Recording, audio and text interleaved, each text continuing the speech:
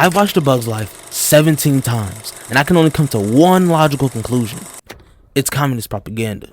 See, the ants' hierarchical colony functions so perfectly as a capitalist allegory because it implies that these hierarchical systems we all live under are natural. And I quirked up Bug Boy over here, well, he's the weird one for questioning it. They even go so far as to state that him trying to make a more beneficial system for himself and everybody else that's not the bourgeois grasshoppers as implicitly wrong. But the movie's got a lot more to say about things like gender expression, automation, and the nature of the ruling class that, while brief, really serve as this communist propaganda conclusion that I came up with. But my biggest point of all is why the fuck would they make the main character someone who's hell-bent on overthrowing that system of oppression the main character? And why would the story simply revolve around just that one act? Now, I know this is my second video, but I want to introduce something. This is a socialist pie. Everything we care about in life or politically falls in one of these slices. So, for example, in the last video, we talked about Robots 2005. That would probably fall under commodities and consumption just because the main villain of the show wanted everyone to consume the same parts, look the same, be sleek and unified, and really fit the mold of what he desired them to be. I mean, think about it this way. He had planned obsolescence, much like all the commodities that we consume, from our cell phones to our computers to laissez-faire, this goddamn microphone in front of my face, everything. And his intention was to outdate or outmode everything that did not fit in that standard. Whereas A Bug's Life would probably fall under foreign policy and exploitation just because of the nature between the grasshoppers and the ants. That's the angle we're tackling the movie from right now. Now, the grasshoppers function significantly closer to Western imperialist powers swinging their dick around and exploiting the third world than they do bourgeois Bezos. Although there can be an argument for it, that's not the one I make. And nothing explains my point more than Hopper's warning to the colony about bigger bugs and how if they don't protect them, nobody will, and bigger bugs will come and fuck them over even harder, even though the grasshoppers are the bigger bugs they're talking about, are the bigger bugs they should be scared of. Just like America and her allies are the bigger, scarier countries developing nations need to worry about, unless the fucking commies give you a slightly more favorable loan. Top G supremacy on this side. These loans that I'm talking about are called IMF loans. It's basically the above board way that Western powers keep developing nations under their thumb. That and the occasional coup d'etat. What the IMF is the International Monetary Fund. They give loans to countries as a last-ditch effort to keep their economies afloat.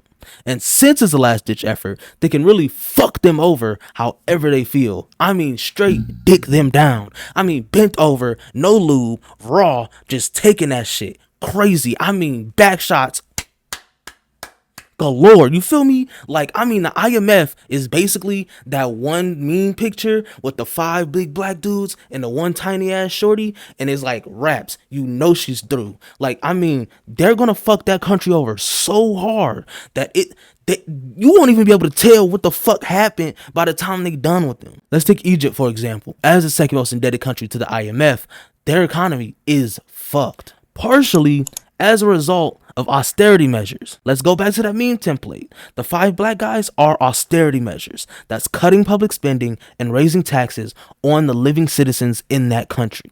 Egypt's going through exactly what the ants in A Bug's Life are suffering from. The only difference is Hopper doesn't have a billion seeds at his disposal to offer the ants at outrageous payback rates. He can only manipulate them through violence. That's not to say that Egypt isn't going through their fair share of that as well, but the end goal is the same. We never have time to collect food for ourselves because we spend all summer harvesting for the offering. But Egypt's only the second most indebted country to the IMF. What about Argentina, the most indebted country to the IMF? How are they so rich? Well, I guess that's simple.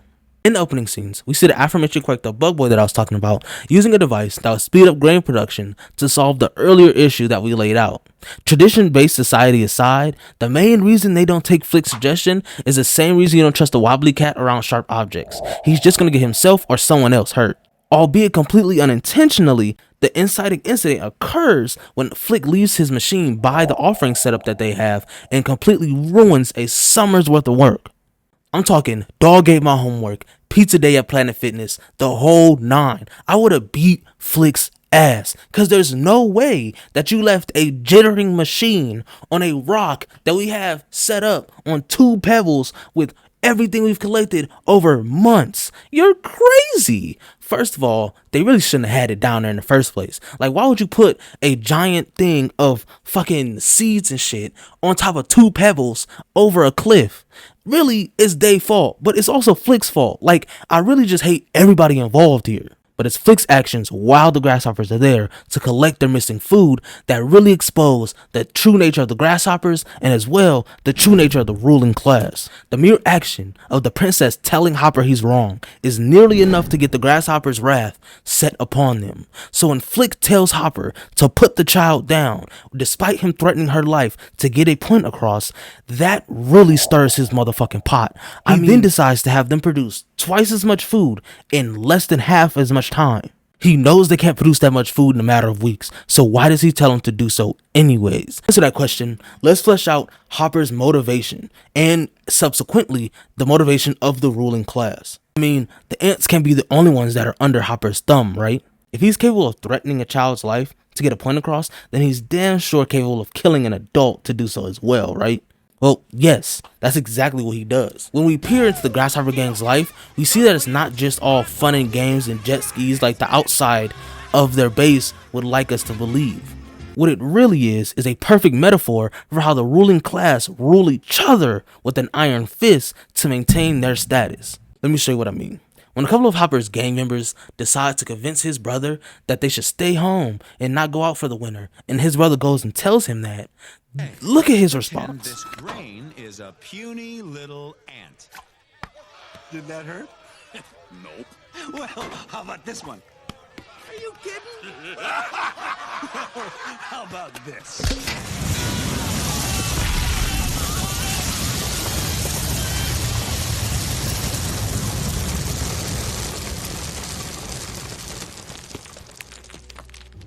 You let one ant stand up to us, then they all might stand up. Those puny little ants outnumber us 100 to 1. And if they ever figure that out, there goes our way of life. It's not about food. It's about keeping those ants in line. That's why we're going back. Does anybody else want to stay? That right there is the true motivation of the ruling class. That earlier clip gave us their nature. This clip gave us their motivations. Hopping back over to the colony in the fallout of the earlier situation, Flick gets sent out on a search for strong bugs to help with the grasshopper issue.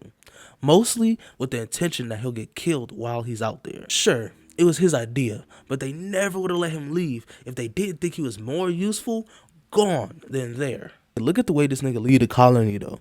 It's like when your mom comes and picks you up early from school because you got a doctor's appointment and you walking out like you the man, like, yeah, everybody else stuck here but I get to go. Or you come late to school and you got your McDonald's in your bag and everybody else shitty because they gotta eat the school lunch. To this day, my McDonald's order will forever be a 10-piece with honey mustard and a caramel frap. I don't give a fuck about the fries, the apple pies, none of that. Run me a 10-piece and I'm straight. But the joke's is on them. Flick does find that group of bugs in the big city. And that's where we meet the coolest person in the whole movie, Francis. So, being a ladybug automatically makes me a girl. Is that it, flyboy? Huh? Because of course the coolest person in the movie is a trans man.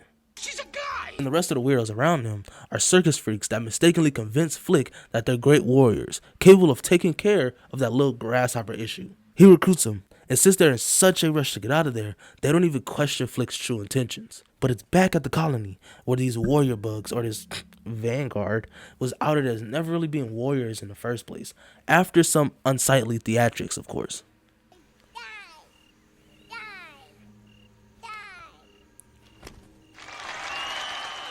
But they were never trying to convince the colony that they were warriors in the first place. They were just as confused as Flick and everybody else. But by then it's too late. They've already gone with Flick's plan to scare off the grasshoppers with a makeshift bird that was meant to be just convincing enough to get those unwanted guests away. Long story short, it fails, obviously. And Hopper's pissed because that plan, that way of life, is backfiring. That whole keeping the ants in line bit doesn't really matter when you got enough of them ready to stomp you out. Is that the Grim Reaper? But that doesn't immediately happen. Flick gets his ass whooped for this, and they sit around and let it happen. They didn't even do much of shit when they heard that Hopper planned on killing the queen. It's only when they're next in line, the princess is in danger, that they truly act. That's why we can't really look too far into kids movies. Like, we do it because it's fun and we're nerds and blah blah blah, and we call everything communist propaganda. But at the end of the day, it's still just a kids movie. But all stories do have a message. So what can we take from Bug's life? Well, if I had to take a crack at it, I'd say that it's only through collective action that we can all see any progress in our lives. It's only when we band together that we truly mean anything. And through that unity, that's when we become whole. No one of us can single-handedly change the world. So it's time to unionize, to create a better world for ourselves and our loved ones. And until next time, keep your head on a swivel, my baby. Or maybe the message is fuck the IMF.